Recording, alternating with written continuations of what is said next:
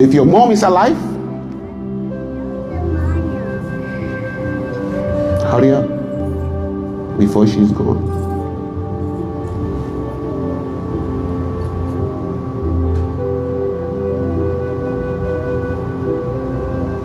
You will not know until you lose them.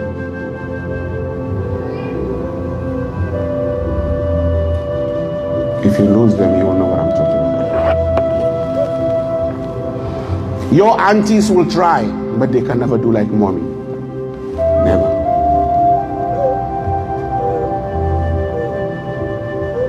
Your mother's friends will try, but they can never do like her. They can't.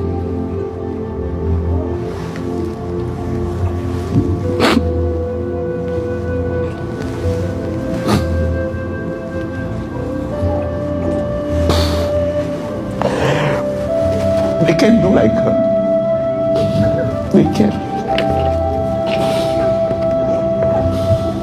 So if you see, when your mom is gone, many people will show up. Be patient, we are here. Yes, and they are saying the truth, but they can never do like her. Never. They will get tired of you one day, but your mom will never get tired of you. She will never get tired of you because you came from her. She carried you for 9 months. She knows your pain. This is mother.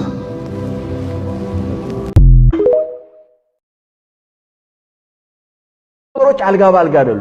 ሁሉ ነገሮች የተመቻቹ አይደሉም ህይወት ብዙ ቻሌንጆች አሏት ብዙ يقول الله ربنا جل وعلا في سورة العنكبوت ألف لام ميم أحسب الناس أن يتركوا آمنا أن يقولوا آمنا وهم لا يفتنون ألف لام ميم أحسب الناس سوّج عسبوا جمتوني لا الله ترى أن يتركوا انديو زنبلو ميتوي مسراتشوال أن يقولوا آمنا بعد بتاعቸው አምነናል ብቻ ስላሉ የሚተው ይመስላችኋል وهم لا يفتنون ፈተና የሚባል ነገር አይመጣባቸውም وهم لا يفتنون ስራው ቃሉ ፈተና ነው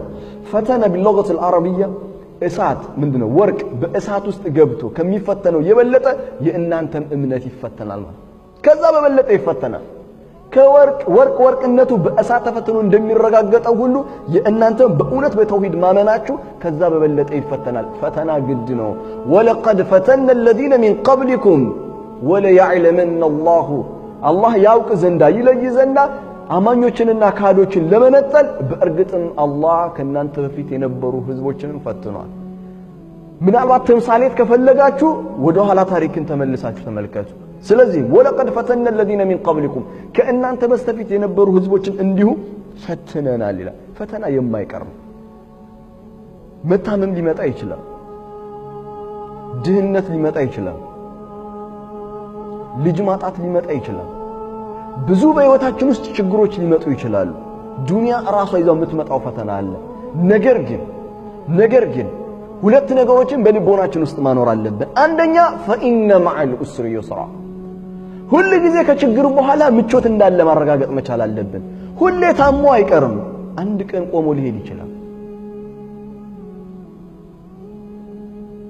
ሁሌ ማጣት አይኖርም አንድ ቀን ማግኘት ይኖራል ሁሌ ሐዘን ውስጥ መሆን አይደለም አንድ ቀን ደስታ ሊመጣ ይችላል ልጅ አጥተው ባለትዳሮች አላህን ይለምኑ ይሆናል ነገር ግን ከአላህ ተስፋ መቁረጥ የለባቸው አንድ ቀን አላህ ልጅ ሊሰጣቸው ይችላል ትዳርን የሚፈልጉ ብዙ ወንድሞችና እህቶች ይኖራሉ ተወከል አላህ በአላህ ላይ ተመኩ በአላህ ላይ የተመካ አላህን የእውነት ያናገረ ለእኔ የሰጠኝ ነገር አላህ መልካም ነው አሁን ያለውበት ነገር መልካም ነው ለእኔ መልካም ነገር አዘጋጅቶልኛል ለእኔ እንደ አንድ ፈተና ነው ይሄን የሰጠኝ ትዳርን ፈልጋዋለሁ ግን እስከዛሬ አልተሳካልኝም فإن مع العسر يسرا إن مع العسر يسرا ከችግር በኋላ ነው ምቾት ያለው እንደውም አንድ ነገር ፈልገው ሳታገኘው ቀርቶ ስታገኘው የእውነት ትርጉም ትሰጠዋለህ ዋጋ ይኖረዋል በህይወት ውስጥ የእውነት ዋጋ ይኖረዋል ስለዚህ ህይወት ብዙ ነገሮች አሏት ቁርአን በሚደንቀኝ ሁኔታ ሱረቱ ተጋቡን ምዕራፍ 64 ቁጥር 11 ላይ ማ አሳበኩም ሚን ሙሲበቲን ኢላ ቢኢዝኒላህ ማንኛውም ሙሲባ እናንተን እኮ አልገጠማችሁም ከአላህ ዘንድ አስቀድሞ ካልኩሌት የተደረገላችሁ ቢሆን እንጂ ወመን ዩሚን ቢላህ በአላህ ግን የእውነት የሚያምን ይላል ያመጣው ሙሲባ ከአላህ ዘንድ ነው የመጣው አላህ በዚህ ሙሲባ ውስጥ ለእኔ ጥበብ አለው በዚህ ሙሲባ ውስጥ እኔ ማይታየኝ እኔ ማላቀው ግን አላህ የሚያውቀው والله يعلم وانتم لا تعلمون አላህ ነው የሚያውቀው እናንተ አታውቁም ብሏልና የሆነ ጥበብ አለው ብሎ የእውነት ከልቡ የተቀበለ ወመን ዩሚን ቢላህ ለዚህ ሰው ምን ይሰጠዋል ነው ያለው አላህ ገንዘብ ይሰጠዋል አላለም ስልጣን ይሰጠዋል አላለም ሚደንቅ ነገር ነው የነገረን يهدي قلبه ልቡን ይመራለታል ሱብሃንአላህ መመራት ከስጦታዎቹ ሁሉ ድንቅ ስጦታ መመራት ነው አፈመን شرح الله صدره للإسلام فهو على نور من ربه ልቡን ወደ ዲን الإسلام የከፈተለት ሰው በጌታው ብርሃን ላይ ነው ያለው ይለናል አላህ በጌታው ብርሃን ላይ ነው ያለው ስለዚህ يهدي قلبه ልቡን ይመራለታል አንዳንድ ጊዜ ሰዎች ሱብሃንአላህ ከባድ ችግር ውስጥ ሆነው ወንድሞቼ እህቶች ጠጋ ብለህ ስታናግራቸው ምንም ችግር ያለባቸው አይመስል ምንም ሲያወሩ በአላህ ላይ ያላቸው ተወኩል ሲያናግሩ ስለ አላህ የሚነግሩ በዛ ችግር ውስጥ ሆኖ ስለ አላህ ማንነት فإن مع العسر يسرا ይነግሩሃል يهدي قلبه ማለት ይሄ ነው የእውነት ልቡ የተመራ ነው ህይወትን እንደቀላል አድርገን አንመልከተው ወንድሞቼ እህቶች አንድ ችግር ሲመጣብን አላህ ምን አድርጌው ነው ሱብሃንአላህ አላህ ይጠብቀን አንዲት ተደወለችልኝ እህቴ አላህ ይጠብቀን ሁላችንም እህቴ ከፍራብኝ ነውና እንድታናገራት ነው አለች የከፈረችበት ሰበብ ምንድነው ብዬ ስጠይቃት ሰበቡ አንድ ነው አላህ ለኔ ምን አደረገልኝ አላህ ይጠብቀን አላህ ለኔ ምን አደረገልኝ لا حول ولا قوة إلا بالله العظيم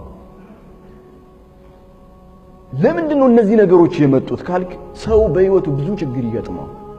ችግር ሲመጣ መቋቋም ያቅተዋል ስለዚህ ቀጥታ ወደ አላህ ማማረር ነው የሚይዘው ለምን ቁርአንን አልተረዳንማ ومن يؤمن بالله يهدي قلبه والله على كل شيء قدير በልቦናችን ውስጥ የለማ ቁርአን የሚያጸናን ቁርአን ውስጣችን አልገባም ቁርአንን አናውቀው فتحجبت يعني سبحان الله حجرا تملكته حجرا إسماعيل الناس حجرا عليه السلام إبراهيم عليه السلام برها بعده وهاي اللبت برها لا يوسدو الناتنا لجنة يطالعوا ونظرت إلى السماء ودا سماء تملكتج ودا لجان تملكتج ودا بالا ما استوالج فقالت اندالج فقالت هذا قدر الله قدر الله قضاء الله